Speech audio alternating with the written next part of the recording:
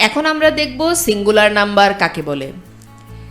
যে নাউন বা প্রোনাউন দিয়ে, খেয়াল করো, যে নাউন বা প্রোনাউন দিয়ে কেবলমাত্র একজন ব্যক্তি, বস্তু বা প্রাণীকে বোঝায়। কি বলেছে এখানে? একজন, একজন ব্যক্তি, বস্তু বা প্রাণীকে বোঝায়। সংখ্যাটা কি? এক। সংখ্যাটা হচ্ছে এক, একের বেশি নয়, একটি মাত্র বা একজন। ঠিক আছে, তাহলে চলো আরেকবার দেখি। যে নাউন বা প্রোনাউন দিয়ে কেবলমাত্র একজন ব্যক্তি, বস্তু বা প্রাণীকে বোঝায় তাকে সিঙ্গুলার নাম্বার বা একবচন বলে। ক্লিয়ার? এখানে একের বেশি হবে না, সিঙ্গুলার মানে এক, সিঙ্গুলার মানে এক।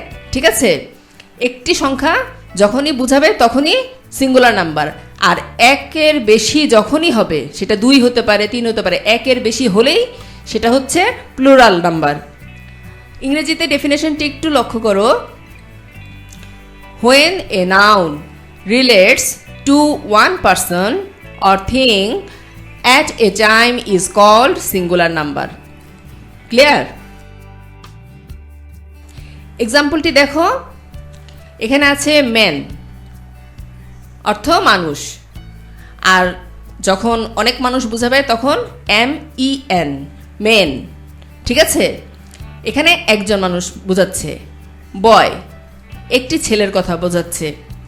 পেন, একটি কলমের কথা বোঝাচ্ছে। ঠিক আছে, তো এই ছিল আমার আজকের ভিডিও। ভিডিওটি ভালো লাগলে লাইক করো, শেয়ার করো, কিছু জানার থাকলে কমেন্ট করো, চ্যানেলটি সাবস্ক্রাইব করো, পাশে থাকা বেল বাটনটি চাপ দিয়ে দাও।